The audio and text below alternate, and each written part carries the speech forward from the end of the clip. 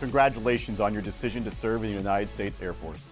You're joining the ranks of some of our nation's best and brightest. The talented and hardworking servicemen and women who make up the United States Air Force make us the most dominant Air Force on the planet. It starts with being physically fit. Being fit is essential to fulfilling your mission.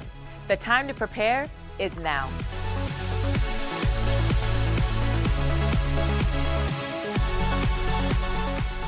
You did not join the Air Force to get in shape. You did not come here thinking, I'm going to leave with a six-pack.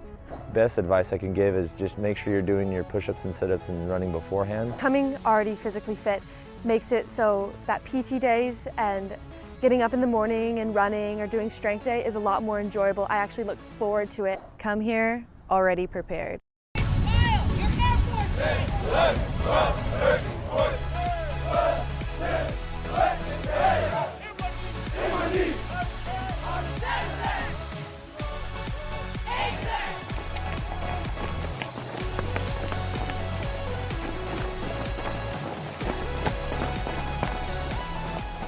Hi, I'm Technical Sergeant Samuel Swinson. And I'm Technical Sergeant Antoinette Sherman. We'll be walking you through a workout plan to gradually build your physical fitness, so when you arrive at BMT, you'll be prepared for the workouts that you'll do as a trainee. Let's get started. Exercising and being healthy requires you to put the proper fuel into your body. To do this, seek out whole and natural foods. Instead of a fast food burger and fries, grab a thick turkey sandwich on whole wheat bread and a piece of fruit. Many people are above their ideal body weight and carrying too much fat. This is unhealthy. If you need to lose weight, reduce carbs.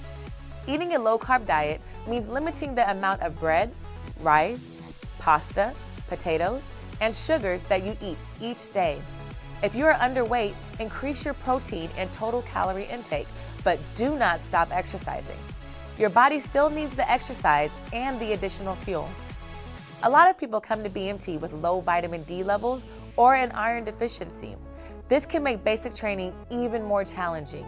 If you think you may have either of these conditions, go talk to your doctor now.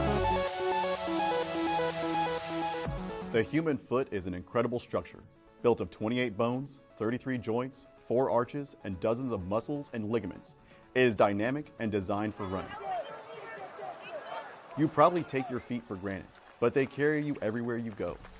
Your foot will function at its best in a shoe that is lightweight, comfortable, and should bend easily, allowing the foot to flex naturally.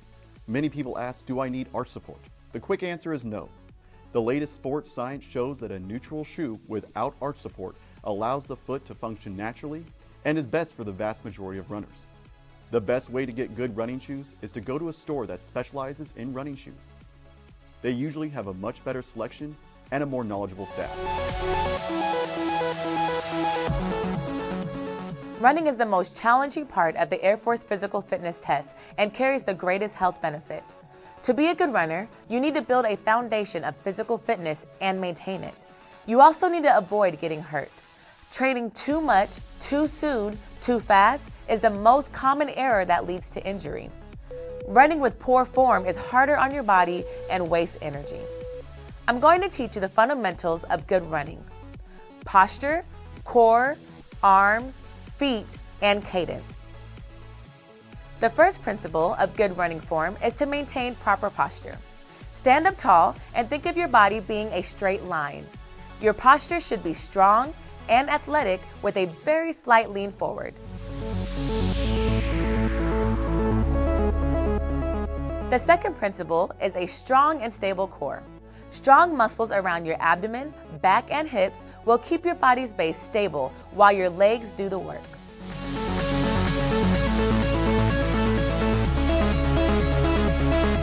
The third principle of good running form is to use your arms and hands.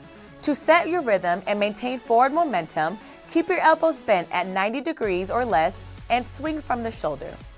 Your hands should stay close to your body, but should not cross your center line. The fourth principle of good running form is making sure your feet land properly.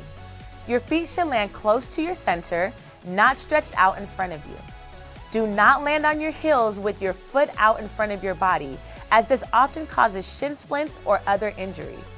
Your full foot should land at the same time. This is called a midfoot strike. This landing pattern maintains balance, reduces impact, and may decrease the risk of injury.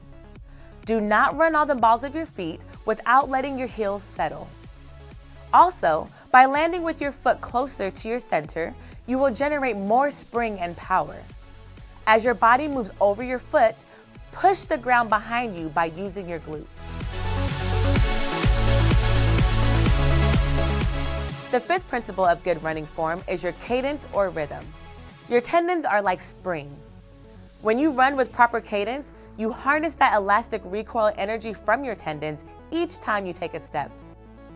Proper cadence is about 180 steps per minute or 3 steps per second. It's less work than the slow, sticky steps of an overstride pattern. You can get a free metronome app on your smartphone that will help. If 180 feels too fast, start with 170 and gradually increase it from there. It does take getting used to. As you learn this new running pattern, focus on your form, not your speed. Start very easy and slow. As you progress in endurance, strength, and coordination, you will soon begin to run a little quicker. After several weeks, your speed will naturally increase without any extra effort. Be patient and progressive. Part of being fit is having a strong core. Your core provides a strong foundation for your running performance. Here are some workouts that will help you develop a strong core and be successful in BNT.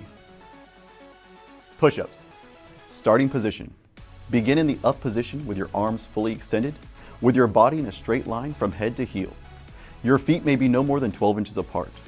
From the starting position, lower your body to the ground until the upper arm is parallel to the ground. Then return to the starting position with your arms fully extended. If you're having difficulty, it's okay to do a modified push-up from your knees until you gain strength to do them from your toes. When doing push-ups, avoid bowing or arching your back.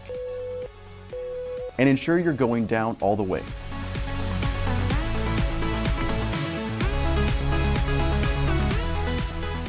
Sit-ups. Starting position. Lie face up on the ground with your knees bent. Your partner will hold your feet down with their hands.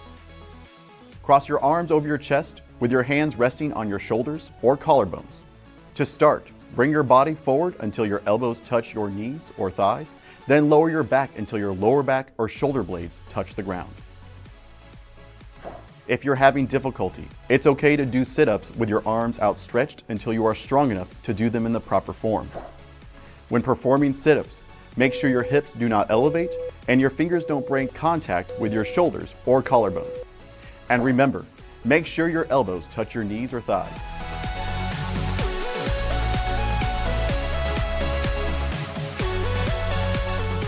Pull-ups. Starting position.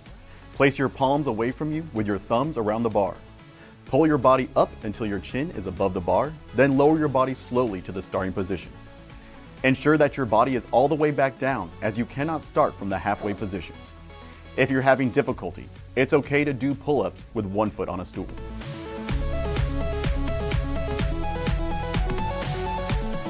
Planks.